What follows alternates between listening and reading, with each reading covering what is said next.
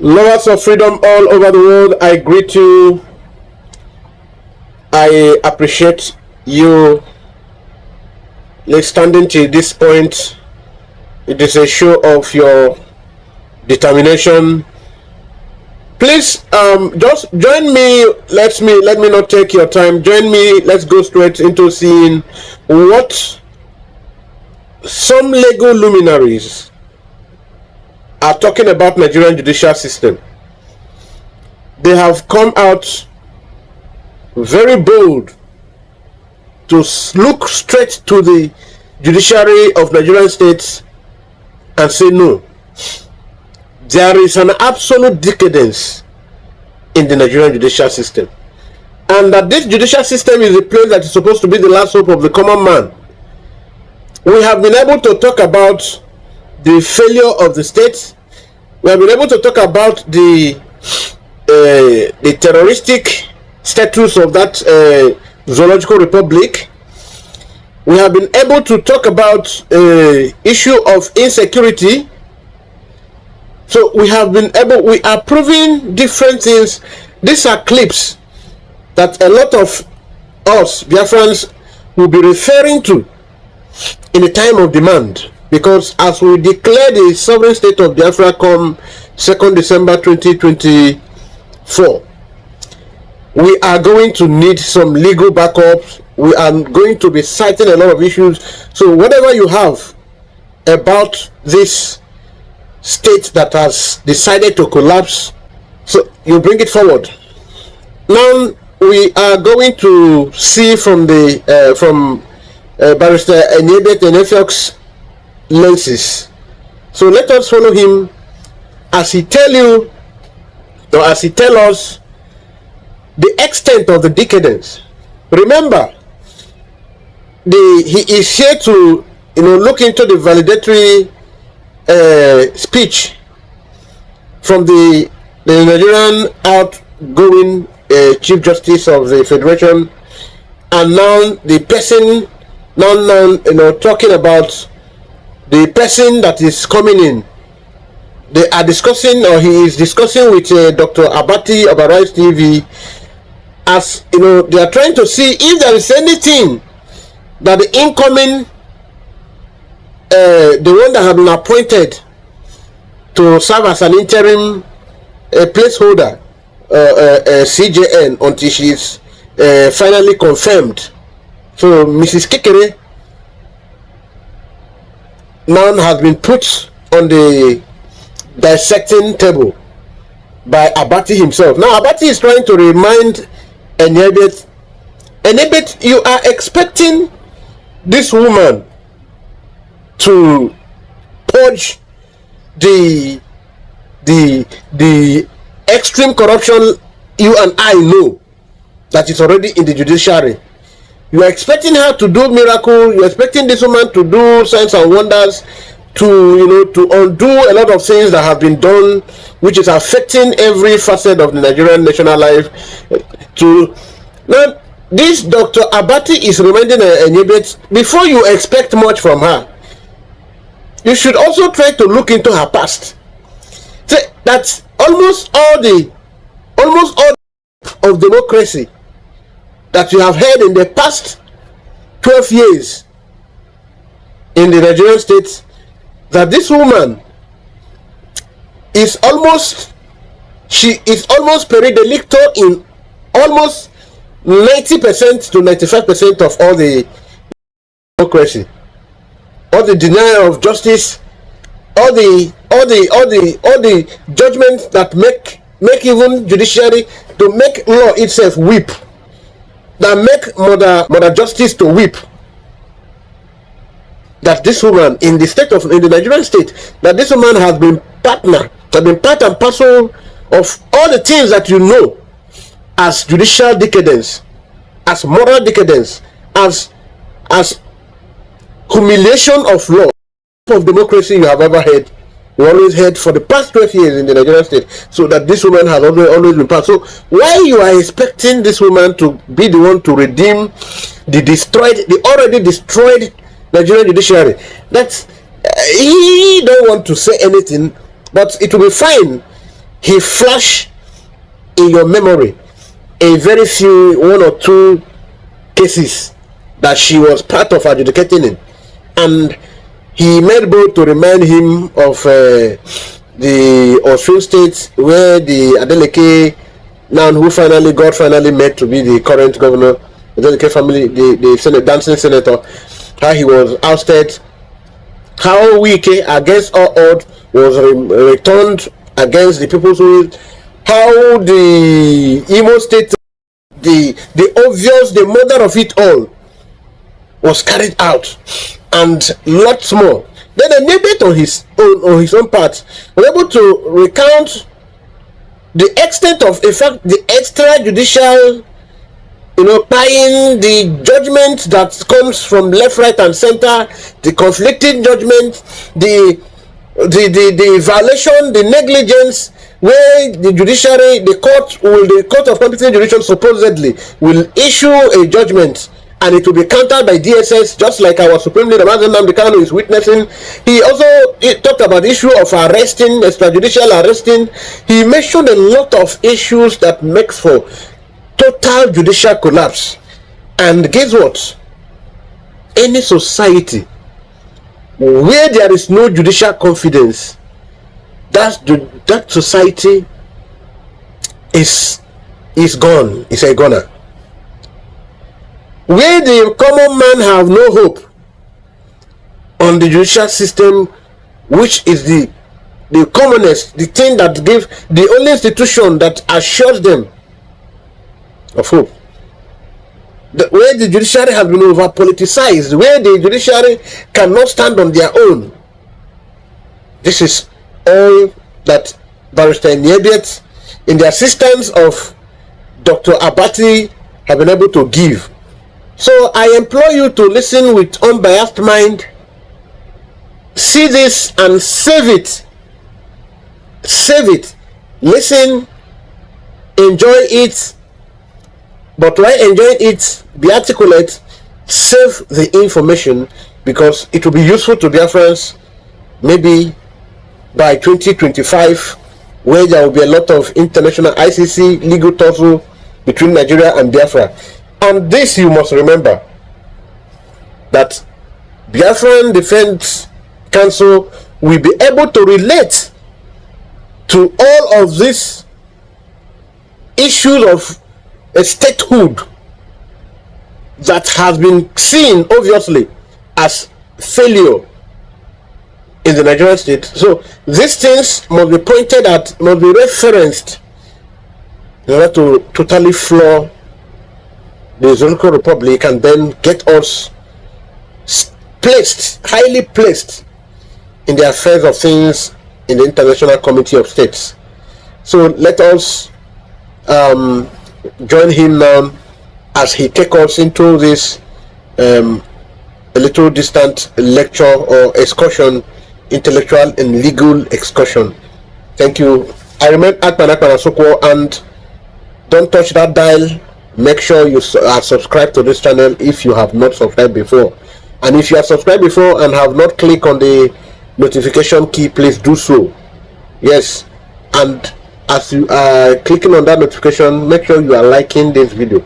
If you like it, as many more of you who like this video, it will give YouTube a signal to make sure that it is widely pushed into internet users, so many people will see the content and also see the information that we have in stock for them. So your comment is also very important, because your comment helps to form, help to shape on what we do next. We sometimes through the comment section pick issues to address, and if anytime you want us to go live, you have something you feel you want to be part of presenting to the public, do good to tell us also at the comment section. Thank you, and may Chokikabiyama bless you as we now listen. Thank you. At that valedictory session, and then there were also generally issues about the loss of confidence of Nigerians in the manner that the Supreme Court handles certain cases. It was under my Lord, Justice Ariwola, that the controversial judgment that made Akpabio the Senate President today was delivered, that Lawan today is a member of the Senate. These are individuals who did not participate in the primaries of the APC, but today they pride themselves as senators or distinguished senators in quotes of the Federal Republic of Nigeria. It was also under my Lord Judge Zariwola that the controversial Imo Supreme Court judgment that brought Hope Zodima to power was delivered. And it was also under my Lord, the Honorable Judge Zariwola, that judicial appointments became very hotly contested. And, very strong allegations were made regarding allegations bordering on nepotism and so on. And many people believe that these questions were not satisfactorily answered. But again, what is important for me as a Nigerian first, because you have to be a Nigerian for you to be a Nigerian lawyer, is to see how to move forward.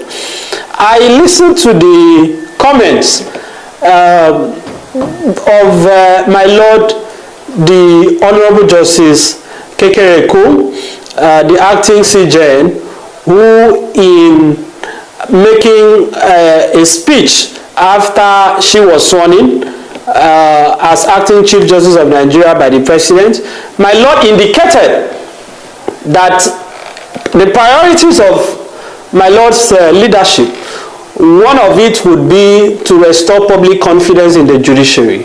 For me, that is the most important thing. We have to be honest with ourselves as a profession that Nigerians, the confidence of Nigerians in the judiciary has eroded over time. There is no doubt about that. A clear instance is in political matters, election petitions, and pre-election matters. There is a school of thought now that to some extent the Supreme Court is being perceived as a court of affirmation. Whatever politicians do, they can kill, they can manipulate, they can sabotage the process, and they can bastardize their internal guidelines that is mandated by the Constitution. They can set aside all the principles of democratic elections. Once they have made an announcement, people just believe Supreme Court will affirm it. Sometimes this is based on inability of petitioners to prove their case, but I'm just telling you what the perception is, that there are those who hold the view that the Supreme Court needs to do more to regain public trust in the adjudicatory role of the Supreme Court in an election petition. I, as a person, I have always been fascinated by the role of our courts in our election process. That was why, even as an undergraduate, when I was leaving the university and I had to choose a project topic, my topic was issues and challenges in the adjudication of election petitions and the future of democracy in Nigeria. Okay. And what I found in the course of that academic research was that over the years, the ability of the courts to adjudicate and resolve election petitions seems to have whittled down. It appears that the courts now, to a large extent, electoral justice is more or less becoming a very scarce commodity in our courts. Okay. But this is due to many factors. The point I am making is that, the task before the acting CJN, right, and expectedly when my Lord is confirmed, the substantive CJN, is to find a way to begin to restore public confidence, not just in political cases, but generally in the justice system. We cannot say that the tenure of the former CJN was not entirely embroiled in controversies and there were no, things or achievements that can be credited to him. The point I made is that if you are going to restore the confidence of Nigerians in the judiciary, you must start with the things that really touch, that are the heart of the institution of the judiciary. One is independence of the institution. Nigerians must believe that truly the judiciary is independent, because I must say, and I must to say it clearly, with all sense of humility, that today my personal opinion is that I feel that the executive arm of government is too comfortable with the judiciary. It is looking as if members of the executive are basically gone to sleep, right? There seems to be, this perception that the executive can do whatever it wants to do and get away with it. That is why it is not a surprise that we are seeing arbitrary arrests of Nigerians, of activists, of journalists. We are seeing increase in actions that tend to show descent into dictatorship. That is partly because people believe that the role of the judiciary as the guardian of our democracy has been eroded to a large extent. So if we are going to restore public trust in the justice system, we must address the issue of the loss of confidence, right? But regarding those institutional reforms that you have mentioned, they are commendable. But I'm saying you must go beyond that. You must go beyond that. You must look at the issues Nigeria, because what is the judiciary meant for? It is an arm of government that is meant to serve the Nigerian people, just like the other arms of government. But guess what? Why this is important is that, unlike the legislature, unlike the executive, the judiciary is the sole institution that has the constitutional power to resolve disputes not only between arms of government, but even dispute within the judiciary. So if there is a dispute within the judiciary, it is still the judiciary that will resolve it. If the executive and the legislature are fighting, they still submit to the court. What that shows is the unique and what is supposed to be the sacred position of our courts. Okay. And that is why judges must live above board. That is why judges must not be equated with politics and politicians. That is why where they stand have to be one that cannot be questioned. I think for me, the starting point has to be on discipline for members of the profession. We must find a way to reform the NJC. And I want to plead with my Lord, the acting CJN, and I believe my Lord is going to be confirmed, that my Lord is having a conversation with history. Being the second woman in the history of our country to be the head of the Nigerian judiciary.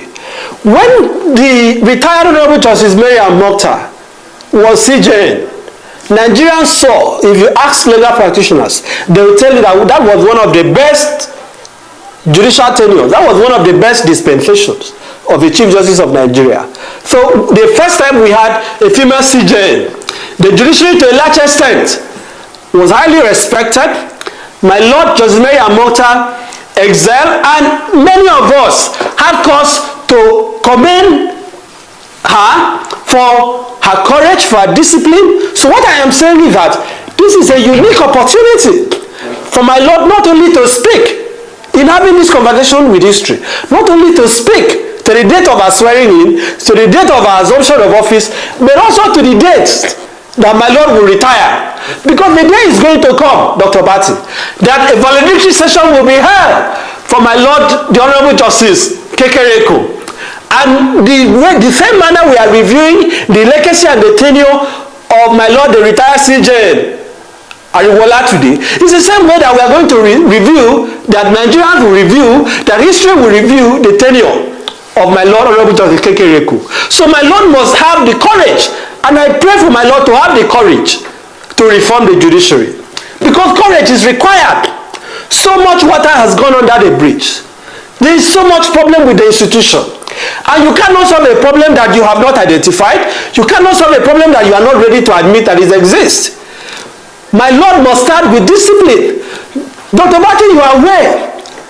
My own travels with the judiciary in 2022. Part of the problem there was that I had an issue where a chief judge was telling me, go to the NJC. At every opportunity, I was being taunted to go to the NJC. There is nothing you can do, go to the NJC. Because the perception is that nothing will happen. And this is not personal to me. You speak to people that have grievances, they just simply tell you that you are wasting your time. So I don't want this perception to remain. I want this perception to change. That is why I am pleading with my Lord. Please listen to what history is saying. And please remember that one day valedictory session will come and Nigerians will ask, what was achieved? I know that my Lord has this opportunity to make history. The other aspect is appointment. The other recommendation is judicial appointment. Who is eligible to become a judge of the Federal High Court, of the FCT High Court, of the Court of Appeal, or a justice of the Supreme Court? We must find a way to live by the admonition of the Supreme Court in the case of Odedo and INEC, that judges must stay away from politics and politicians. Nigerian politicians are doing everything possible to subjugate the judiciary, to capture the judiciary, to appoint their stooges into the judiciary. My Lord must have the courage to ensure that judicial appointment is based strictly on merit.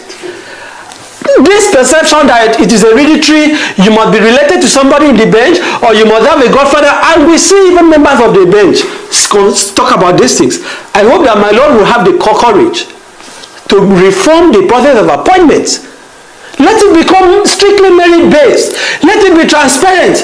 When judicial appointments are made, it is now becoming like a lifestyle. Every time a judge is appointed, we see controversy. People begin to look at who is this judge related to. Who is the godfather? Who is the sibling? So this is not how it is supposed to be. That has to change. Also, conflicting judgments, conflicting decisions of courts. My Lord must find a way to put an end to it. You cannot have a situation where two courts of coordinate jurisdiction will be giving conflicting judgment on one subject. Look at the embarrassment in Kano, where you had the Kano State High Court, the Federal High Court Division in Kano, saying different things about who is the Emir of Kano. We cannot have that. In election matters, it is even worse. It is even worse that we get conflicting judgments. This has to stop. An end must be put to this. Dr. Bati, one other point I want to emphasize. The judiciary must assume its position as the guardian of the Constitution. There is so much impunity today in our country. Organs of the executive have come completely lawless. They have run amok. The SSS cannot be checkmated. The police cannot be checkmated. No institution of the executive today can be held accountable. The judiciary must have the courage to put an end to illegal arrest and detention of Nigerians, to arbitrary issuance of remand orders. We are seeing some orders recently being given by our courts, and Nigerians are beginning to ask, where is this coming from? So I'm saying that my Lord must have the courage. This is not a problem that is general to the judiciary, but the problem with the judiciary, unlike the other arms of government, is that one decision, Dr. Bati, one judgment, one ruling can cast aspersion on the integrity of our courts. Most of our justices and judges, they want to do the right thing, but sometimes they are impeded by the system. Did we not see the agents of the executive invade our courts? Dr. Bati, what was the rebuke from the judiciary? What happened? The judiciary must begin to protect its independence, its sanctity. You cannot be having law enforcement agencies breaching into the hallowed chambers of our courts to arrest people. We cannot be having a situation where judges will give restraining order that Nigerians should not be arrested illegally, and the police and the SSS and the military will violate it, and there is no consequence. The judiciary, judges in Nigeria must begin to assert the authority, and that must start from the CJN. It will take the CJN to give the leadership for this to happen. I get your point about conversation with history, judicial courage, independence of the judiciary, and all of that. But let's take a look at the record of Justice Kekere-Ekun on the bench. I think in 2016, she was one of those justices who affirmed the victory of Nyesom Wike as governor of Rivers State, after the tribunal and the Court of Appeal had thrown away the case. In 2020, she was one of the justices who again affirmed former governor Boyega Oyinlola as governor of Osun State against Ademola Adeleke.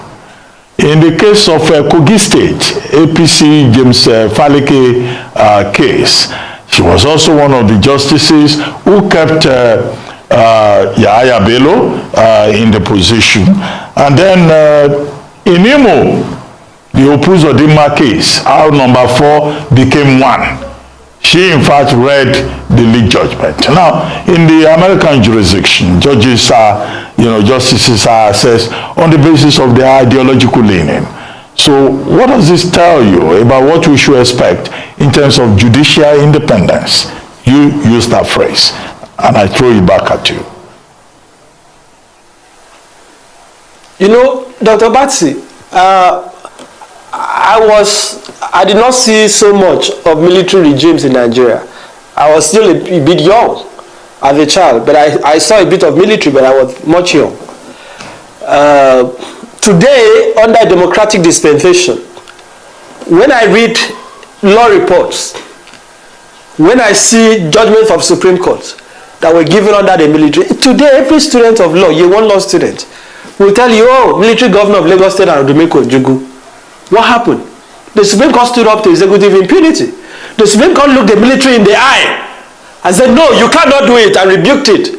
Yeah, you cannot take Ojugu's property. That was the golden when there's another, of course. That was the golden season of the Supreme Court. The golden era of the Supreme Court. When you had Dr. Bati, Guardian newspapers of Nigeria, and Attorney General of the Federation. Yes.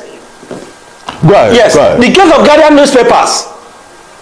Same Supreme Court of Nigeria. Fire me an Akilo on the killing of Delegiwa. Same Supreme Court of Nigeria. I can go on and on. These were decisions given.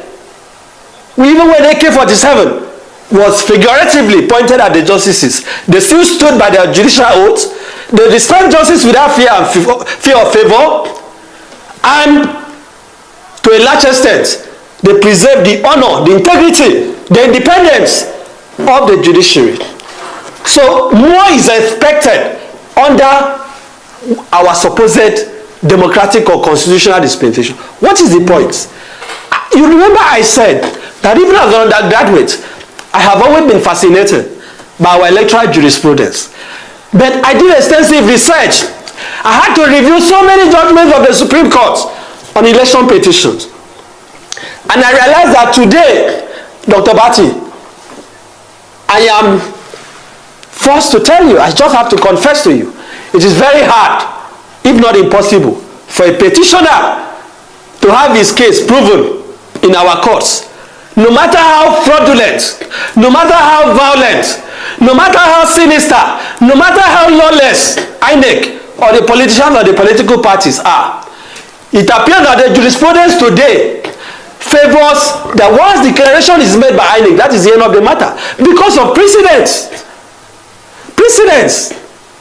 Right? So I'm not saying that, look, some of these things require legislative interventions, but there are also aspects that the courts can change. Holding INEC accountable. I personally, I am not happy that INEC violated its guidelines and continues to do so till date. And we don't seem to get strong rebuke from our courts. Even if the Supreme Court says that the Constitution and Electoral Act did not make the use of IREF mandatory, for the fact that public funds, Dr. Bati, billions of naira, was used for this purpose, there was a guideline backing it, INEC promised to do it, they went to court, no satisfactory explanation, the court should have rebuked them. The court should have chastised them. So I am pleading with the Supreme Court, please, listen to what Nigerians are saying. Otherwise the day will come that people won't even go out to vote again. I mean, look at the charade that happened in Kogi recently in the name of governorship election. All of us know there was, we saw what happened in Kogi. We saw it. Nigerians, even in Imo, all the splinter elections that are taking place, Nigerians are not blind. We can see, we can hear. But at the end of the day, it is almost impossible to prove your case. Right? Some of these precedents, my lords, the Supreme Court must find a way to maybe look at them again. That is it really advancing our democracy, or is it emboldening impunity? Politicians are now more emboldened than before. In 2015, some of the gains that were made, it has gotten worse now. Even with the new Electoral Act, Dr. Bati, we seem to be going backward. So I'm not saying that the courts are to blame. I'm just saying that the courts can help the situation. Because yes, decisions of course should not be premised on sentiment or emotion or public expectation. No. But eventually, the courts are serving the nation. The Supreme Court is also a court of policy. So some of these precedents, some of these electoral decisions, they may need to look at them again. Okay. They may need to look at them again. For example, let me give you an example. The Supreme Court has ruled, right, in the case of Obi and Tinubu, Atiku and Tinubu, that when you are filing your petition, you have to front-load the statement on oath of witnesses on subpoena. Dr. Bati, what that means is that if you want to compel INEC to tender a document or to give evidence or want to call NYSC to prove that someone has forged his certificate, you must be able to procure the evidence of that witness from that agency before you file your petition. Dr. Bati, in which world is that possible? You have 21 days. Okay. Dr. Bati, I had the misfortune of representing a petitioner. Please let me say this. A petitioner in the last election. Dr. Bati, I've got an order from the tribunal in Akwa Ibom in the central petition to compel INEC to give us materials. Dr. Bati, INEC did not comply with some of the documents we wanted. What could we do? We wrote to the chairman of INEC, no response. We wrote to the last representing INEC, no response. At the end of the day, you have 21 days to file your petition. Okay. When you later get the documents, it is useless to you. Okay. So we need to review the jurisprudence for the election. Anyway, if this democracy must survive, I get your point. The jurisprudence or our electoral jurisprudence, we must look at it again. Okay, fellow dear friends, there is this very sensitive part of this discourse from Barrister Anebet Anesiok and Dr. Abati that I don't want to just jump over like that. I don't want to pass by like that. It is important I call your attention to it. This will establish the fact that the Nigerian judiciary has practically failed. Think about what happened between Mr. Abache and Bashar Machina from the same senatorial constituency with the then Senate President Lawan. The Bashe, you know, was the one who stood the primary race from the Yobe North senatorial zone. But what happened? They went to tribunal, they went to INEC, said, please, a candidate, even INEC, the very son of democracy, the Nigerian democracy, you know, INEC. Now, INEC is now an angel when you now want to compare between INEC and the Nigerian judiciary. Now, you can see that INEC is, in fact, a heavenly body, a heavenly a creator. So when you compare between, that tells you how bad it has become. That even INEC had to tell them, we cannot take a list, cannot register or give returning certificate to a man that did not contest, that was not even represented by a political party. Do you know that after everything INEC did, they went to Supreme Court? The Nigerian Supreme Court said, yes, that a man who did not stand for primaries, that has no political party projecting him, is qualified to retain the office of an election he did not partake in. That is the democracy. That is the judicial system we are talking about. That did not end there. Beside the case of Bashar Machina of the Yobe North senatorial constituency zone, there is yet another case, the one of Akpabio. Akpabio said, oh, it was left for a placeholder. So somebody, in an election that he did not partake in the primaries, he is declared returned as a senator. In an election he did not stand for the primaries. As we speak, both Akpabio and Lawan are Nigerian serving senators today. But as bad as it is, Akpabio now finally becomes the Senate. A man that did not stand primaries, he was returned, and not just returned, he is now the Nigerian Senate President.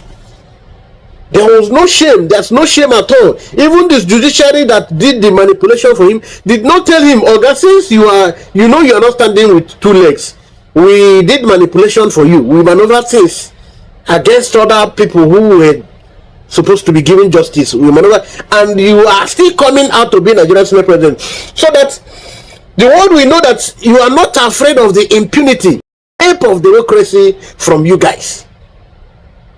You're not afraid of it. It doesn't count. You're not ashamed. You are very comfortable doing it. Usurping justice. It is as bad as that.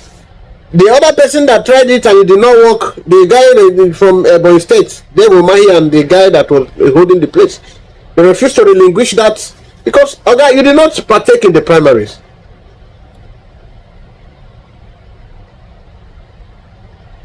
So thank you, Lovers of Freedom.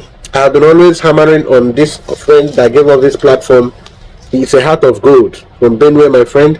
So he has a new channel now, and we are giving him our videos to boost it. So we want you also to go and give him subscription and some little view as you can. Maybe when you are tired, if you are not living here in Nigeria, where you have data, in the countries where you have data, you can put up his the videos there to make sure he has more time and more subscribers. Thank you. May God bless you. We are going come 2nd December this same 2024. So we are going. Thank you. Remain blessed as you share this video, as you like it, as you tell people about this channel. Thank you and remain blessed. I can again from Biafra Radical Freedom TV. You say.